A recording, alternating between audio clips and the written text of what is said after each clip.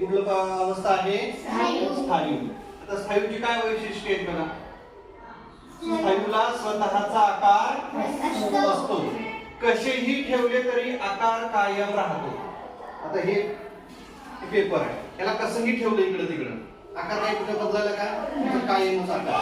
म्हणजे स्थायूचा आकार हा नेहमी कायम राहतो. आकारमान ठराविक आकारमान असते. त्याला कसं आहे? हे स्थायू आहे, या स्थायूला ठराविक आकारमान आहे. साखर, वाळू असे स्थायू पदार्थ पृष्ठभागावर ओतल्यास त्यांचा ढीग तयार होतो.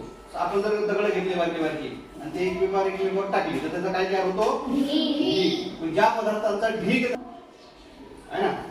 आणि ही आहेत स्थायू पदार्थांची वैशिष्ट्ये. आता आपण जाऊया द्रव पदार्थाकडे. द्रव, पाणी, स्पिरिट आणि तेल हे काय आहेत? द्रव पदार्थ आहेत. यांना स्वतःचा आकार नसतो. पाण्याला आकार आहे का? पाण्याला कुठलाच आकार नाही. तेलाला कुठला आकार आहे का? कुठलाही आकार नाही. ते ज्या भांड्यामध्ये आपण ओततो, समजा पाणी आहे, बॉटल मध्ये ओतलं तर त्या पाण्याला कसा आकार येतो?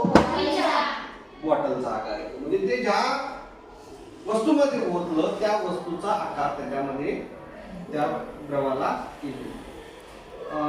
बरणीमध्ये ओतलं पाणी तर त्या बरणीचा आकार येतो. भांड्यात ओतलं तर भांड्याचा आकार येतो. त्याला ठराविक आकारमान असते. भांड्यातील ठराविक जागा व्यापतात. सपाट पृष्ठभागावर ओतले तर पसरतात आणि उताराच्या दिशेने वाहतात.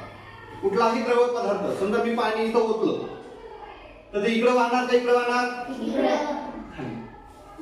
द्रवांना प्रवाहिता हा गुणधर्म असतो. कोणता गुणधर्म? प्रवाहिता. आणि कुणीकडं? उताराच्या दिशेने ते वाहत असतो.